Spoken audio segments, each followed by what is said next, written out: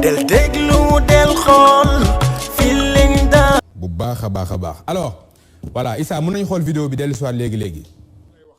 waaw déglu ma ba xool soo ma lamante ma noq la nga may jéem a kii bës noo may bësee ni dama lay arrêté waaw bul ma bësati dama sama waaw ça va na fa émission bi yem non waa jeex non da ngay def interview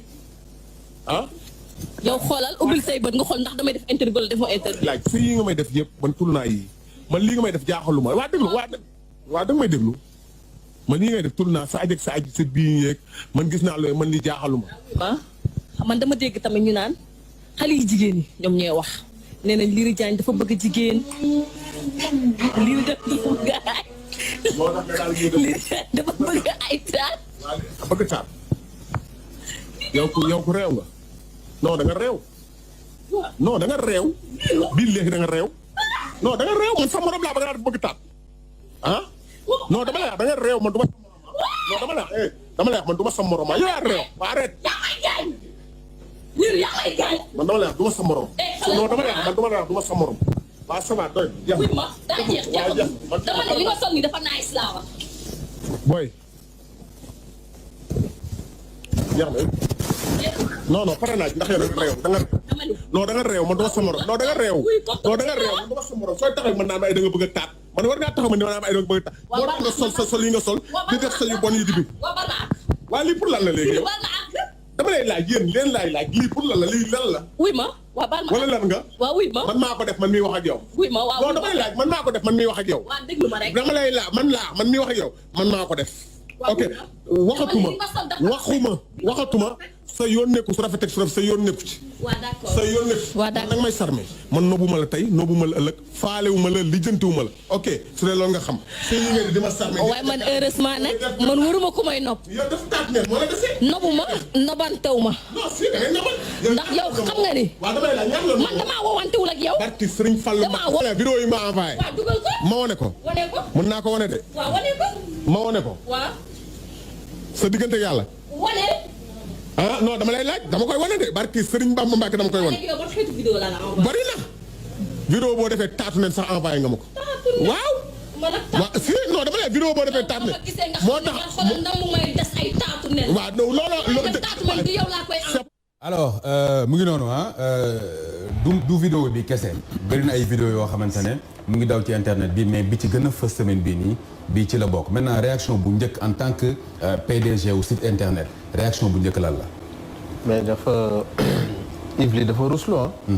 Quand j'ai regardé la vidéo j'ai eu honte. dama rus quoi. dama am benn mënuma ko sax expliquer. c'est-à-dire j'ai regardé j'ai dit non c'est pas vrai. Ouais.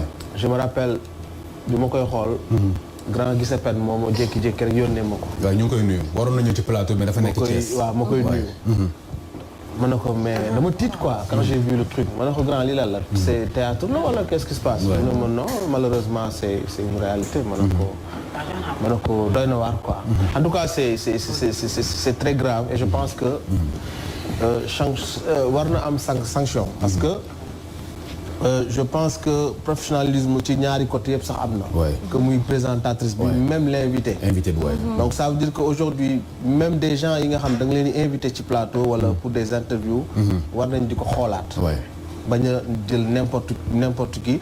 malheureusement nag aujourd'hui on est aussi dañu am benn contrainte aussi. mooy que Sénégalais yi médiocrité la ñuy gën a promouvoir. donc là aussi. je comprends quelque part que y a un problème. y a un problème ba nga xam ne. sites yi wala chaînes yi dañuy tamit malheureusement jéem a dem ci côté boobu pour que ñu xool leen mais en tout cas man daal sama impression bu njëkk mooy quand j'ai regardé la vidéo j'ai eu honte dama rus d'accord grand réaction bu njëkk en tant que koo xamante ne yàgg nga ci wàllum audiovisuel tey boo bi nga gisee vidéo bi d'abord même réaction waxuma sax j'ai été choqué mais moi j'ai été déchiré à l'intérieur de moi-même waaw parce que xawma daal naka la ko mu tuddee alors j'ai automatiquement dama ko dindi parce que dama ko partagé parce que am na yoo xam ne bu ñëwee sa portable ce qu'il faut faire c'est de refuser de partager ça. Parce que soo ko partagé am na fu muy dem dana am ñoo xamante ne ñi ay nit yu voilà nit yu kersa lañu ay nit yu yàlla lañu. dañ ciy jot. voilà il faudrait pas heurter leur sensibilité. mais lii c'est extrêmement grave. te bu ñu seetaanee dérive yi. du ñu xam eh bien fu réew mu jëm ëllëg. parce que ñiy def lii. dañuy fàttali ni et ça je reviens souvent là-dessus. ñoom dañuy fàttali ni dañu am njaboot. dañu am doom. dañuy fàttali ne ëllëg dañuy war a nekk kilifa. nekk dans des positions sociales yu privilégiées. ñu gënal leen ko. ñu naan ndax sama papa. wala ndax sama maam moo waxoon lii. c'est extrêmement important. waaw donc daal. moi je pense que li ñu wax du ñu jóg di waxtaan ak gaañ yi. waaw pour ñu moytu. ñu moytu di defar les valeurs. parce que nit ki soo amatul ay valeurs. yàgg bàyyi ma yéen a yem. waaw donc loolu laa amoon ci li ma. d'accord balaa ñu ubbi waxtaan question yi. réaction yi laa bëgg njëkk am bi nga gisee vidéo bi ba pare. vidéo bi bu ma ko gisee tam benn gars moom ko wan. Bush photographe Bush waay. moom moo ko envoyé ne moom bu doon gis na kii bi ma xool di site bi ko dugal. ma woo kii gère site bi ma ne ko bëgg buzz. wala bëgg ñoo xam si site. mu la jaral yéen pour revenir si sama papa lu mu wax rek. xam nga suba da ngay màggi. xam nga tey bu fekkoon dafa dem def lu bon si dëkk bi. mbay du ko fàttali ay lu mu dem def ay Lat Joor.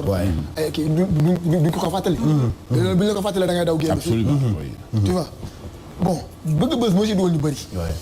bëgg buzz moo si dugal ñu bëri ay maa def lii maa wax lii maa def. loolu jaru ko. donc présentatrice moo doon buzz. non présentatrice parce que ki ñu invité ñëpp xam nañ nit ñi xam nañ ko. non présentatrice bi. non xaaral mu eggali.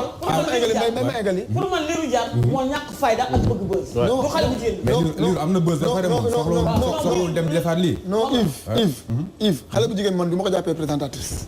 du ma ko jàppee journal boo ko sax suñu métier. déjà lu mu sol rek déjà loolu. xamul lan la sol. yëkkati tànk bi teg ci kaw. man dama naan lii ñoom ñoo ko créé scène bu ñu créé la. pour doxal seen chaîne. parfois aussi dañ parce que am na ñu ko fi def. am na ñu ko fi def invité ay ñoo xam ni. du ma tudd kenn. le lendemain ñu revenir ci. respecté wuñu Sénégalais te télé boobu ñu ko def noonu ki moom télé bi kilifa la xam na image xam na luy télé. waru ko woon nangu. man de sama chaîne.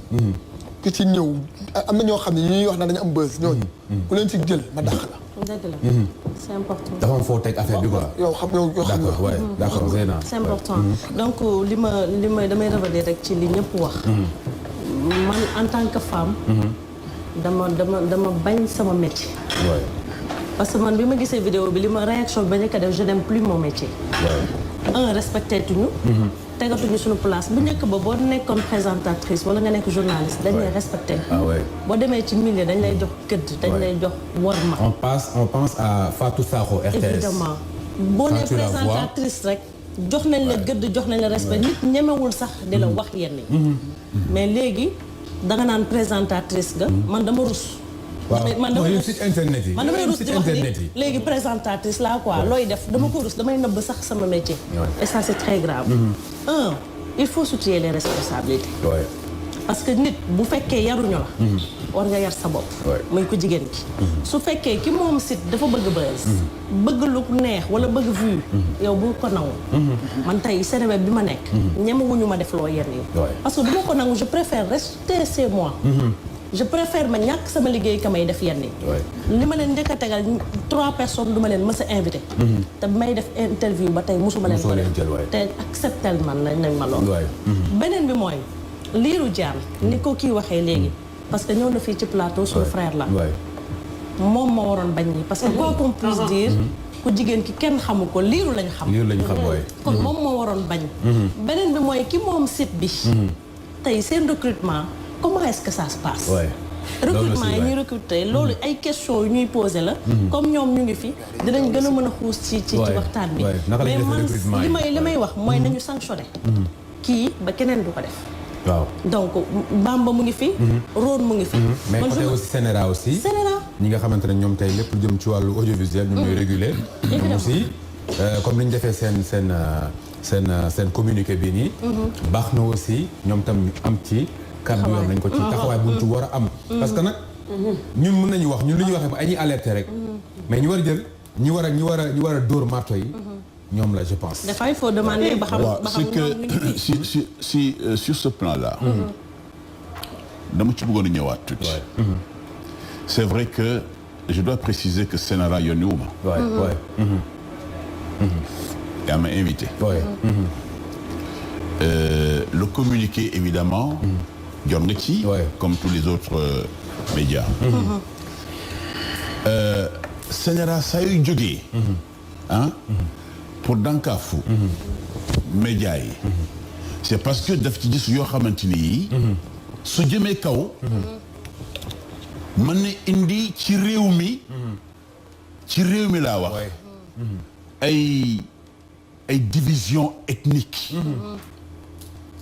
wala mën na indi ci réew mi ay féewale ay tarixa gisoon nañ ko fi sax évidemment dégg nga Sénéra dafay artu dafa am vision dafay prévenir moytu leen lii parce que lii su ngeen ko defee mën naa jur loo xam nga am na ay dans certains pays jàngul ma li may wax nii dans certains pays certaines sorties yoo xam ne c'est pas par voie médiatique audiovisuelle dafa créer ay guerre civile les Hutus et Tutsis waaw Sénéra nag loolu lay bañ moo tax ñu dànkaafu askan wi si bien qu'aujourd'hui chaque fois que mu am benn affaire ñu def benn mise en demeure am ñu jóg contre décision Sénéra mais Sénéra n'a aucun intérêt eh bien à bloquer des initiatives non dañuy ni lépp loo xam ne dafa war a nasaxal askan wi nasaxal réew mi loolu su boobaa Sénéra de si jóg su jaree ay sanctions ñu def ko te du ci fléchir du ci voilà c'est ça c'est important de le savoir donc moo tax il faut que ñu def attention parce que nit ki da ngay sóor sa ëllëg da ngay sóor sa ëllëg parce que sinon c'est problème beneen bi mooy et c'est important que je le dise par rapport ñi nga xam ce sont les administrateurs des sites dama jël exemple ci man interview pour que je parle de séries et quand je parle de séries je préfère ne pas citer ni le réalisateur ni le scénariste ni même le titre voilà ni même le titre dama naan série yi nangam ak nangam am na lu ñu boo waxee noonu pour rien que defaraat rafetal mais bu ñu demee ñoom au niveau de la rédaction titrage dañ koy titrer autrement c'est pour ñu ubbi mais ça c'est pas bien aujourd'hui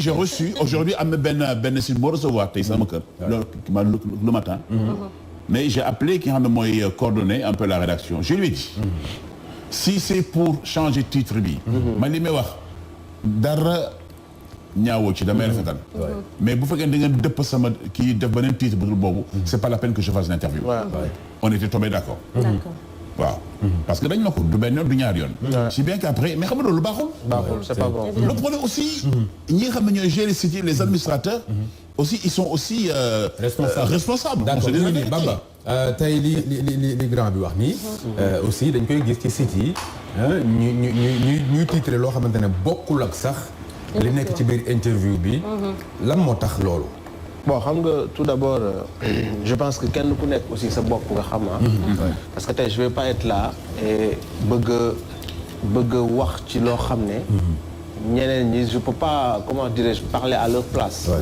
wala aussi tey yéen ñaar yéen a fi nekkal tey image du site internet ouais mais man comme il a dit moi je suis contre cela man bañ naa ko ba personnellement bu ñu amee invité boo xam dañu ko jël en interview ku mu mënti doon man damay am problème man personnellement dañ ma koy wax dañ naan ma sax rédaction dañ naan ma génn ci parce que je leur dis non yàlla def na dama am de très bonnes relations ak presque ñi nga xam ne ñëpp dañ leen di jël muy les artistes donc mënuma nangu ñu invité nit suba ñu defal ko benn titre boo xam ne dafa ne rek bon comme li grand bi wax film yi war nañ xoolaat xale yu jigéen ñi ni ñuy solo ñoom ñu cabax dañuy muus dañ lay cabaxal benn tur mais diw nag loo xalaat ci moom nga ne non diw yëg na ñu jël tur boobu ne grand bi diw nee na diw mi ni muy solo bi baaxul wala diw bi xamul dara je comprends après ñoom dañ la expliquer les animatrices wala les journalistes ne la non c'est pour vendre boo ko deful gars yi du ñu xool quelque part il y a des gens on peut comprendre mais man du ma ko nangu man bañ naa ko ba suñu invité nit après dama naan ko xoolal titre bi est-ce que amul lu lay déranger mu ne ma non est-ce que doo dindi lii dama koy dindi Fallou Dieng moom sax mu kaas loolu dama koy dindi sax mu ne parce que xam nga lu tax d'accord naa ci interview bi mais j'ai pas aimé le titre non il a raison donc man tout le temps damay veiller ci loolu personnellement nag après du ma ne yëpp dama koy mais vraiment je fais le maximum ba nga xam ne dara du ma rëcc ci samay rédaction li ñuy def ci li ñuy dugal bañ naa ko ba lépp dama koy vérifier je vérifie tout je laisse pas passer parce que je me dis que nit ki looy lépp looy def rek def ko loyalement na honnête mais des fois aussi grand am na ci invité yoo xam ne ñoom ñoo naan nit ki dama bëgg mu am buzz ah oui je me rappelle bi may doog tijji site comme li dañuy fay ñaan am na site yoo xamante ne comme man may bëgg ba fay la nga titre ma loo xamante ne wala nga defal mooy li mu wax nii mooy li parce que ñoom ñoo koy soxla parce que lu tax ngeen nangu man personnellement je suis devant la télé bu amee kenn ku ma mës a jox 1 franc CFA wala 1 euro muy ku mu mënti doon na woote ne mës naa jox Bamba lii pour fay ko pour mu titre fay ko wala sax leneen c'est-à-dire je mange pas de l'argent boo xam ne nii pour bañ naa ko ba damay jël sama temps liggéeyal nit defal ko loo xam ne mu jeex mu ne ma am mën a ko non dama la ko may d'accord wallahi azim donc je disais que bi may doog a tijji site autant il y avait beaucoup de mannequins parce que j'avais une agence de mannequinage je te rappelle bien sûr dafa mannequin xam dañ ma doon woo Bamba defal ma article bi waxal ne diw tel footballeur ëmbal na ma ah oui ça existe wala may génn ak tel star wala damay génn ak benn tel mbërkat tel de fekk amul billaahi devant la scène amul mais ñu jublu ci lan c'est dangereux pour juste créer benn buzz d'autres hommes en fait ah boo yeneen góor yi pour mu cher quoi ci après cher ci kanam ñeneen ñi diw day génn ak diw wala diw daf ko ëmbal pour mu créer benn buzz pour que ñoom semaine boobu on parle ñu tudd leen et que voilà après ñoom ñu am ci yeneen ouverture je sais pas loolu xam ne li may wax kii nii li may wax ni nam si revenir gars yi léegi door ñu ne dañuy bind article jox la photo ne la génneel ma ok ñu def seen article bopp article boppam jëla génneel ma jox la fay la xaalis génneel ma loolu tey rek dund naa ko ah oui tu vois am na ñoo xam ni mannequin yi man li tax ma créé histoire Dakar Suite mannequin yi la parce que dañ doon jàpp ni mannequin yi ay ñu bon lañ affaire yooyu ma ne loolu am na mannequin yoo xam ni dañuy ayta man ayta laay jël exemple ay ayta nekk na fi mannequin ay ñoom susu man peut-être génération boobu la génération boobu ñëw ayta ayta da doon défilé pare julli dem ñibbi doon dox ba dugg biir boîte fekk ko fa dëgg la mais da nga dem gis mannequin yi dégg xam nga dañuy def bu ñuy simmeeku si biir kii bu ñuy simmeeku seen si coulisses yi dañuy am accès photographie bien sûr mais dañuy simmeeku comme ni ñu leen day juree woon maa ngi jégalu si kàddu yi mais da ngay gis mannequin yoo xam ni comme tey ñu gis ne tey comme benn mannequin bi jay naa mannequin bu siw la am na aura ñoom amuñu aura dañ koy photo nga xaar ma envoyé ko Rhône sama doy Face Dakar laa nekkoon ma envoyé ko Rhône mu génne ko man loolu musu man def nañ ma ko plusieurs fois mais musuma su ko defee ñu def ni photo fuité wala audio fuité alors que fuité ñoo ko ba génne des fois am na koo xam ne temps yi lañ démb la bërki dem la génn kooku maa ngi fàttali ba ngay soog a jëkk dugal vidéo daf ma woo di jooy daa ma sama yaay xam na vidéo la vidéo dañ ko dugal nii rek dugal vidéo ne waaye diw tel en mode xaw ma lan vidéo bi def buzz ok mu gars yi di ko woo fu ne léegi mu tiit naan sama yaay sax dafa xëm dafa kii te moom moo la joxoon vidéo bi ma ne ko dindi ma vidéo moom moo la ko joxoon waaw ma ne ko dindi ma vidéo vidéo bi amul dara lu crowd si nekk ok mais après dafa am xam nga bu ñu la soog a génn ku nekk di la woo naan la li nga sol lii li nga kii nii mu ne yaayam day xam ma ne ko dindi mais après dafa ràngatiku ci la gën a ràngatiku après gis nga vidéo bi mu mujj def di baalu ñun ñoo ko filmé 4 heures du matin part de rangu donc du ma ko may du ma ko tudd ko. waaw parce que non man dinaa ko tudd parce que. voilà on est en famille. parce que yéene wuñ ko li ko daloon. parce que génn na ci jàmm ak salaam. Mame Matar Gueye Jamra fii la toog.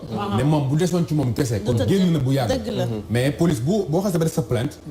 dootoo fa nekk naan ay baal leen kooku yooyu. xam nga dafa def loolu ma ne ko léegi man su ma sañoon. da ngay bàyyi lépp. nga jéem a raam ma ne ko bu la neex nga def lu la neex. mais dans la discrétion. loolu ñu la gën a garaaw ñu ngi toj Sénégal te kenn du leen gis. pour ñu war suñu métier bi suñu kii xam nga il faut gars yi tamit def différence. del déglu del xool Feeling Dakar site bi lay jox information yu leer Feeling Dakar yaa ngi Feeling Dakar di nga am info yu leer ci people et sport politique Feeling Dakar yaa ngi Feeling Dakar Feeling Dakar notre plateforme d'information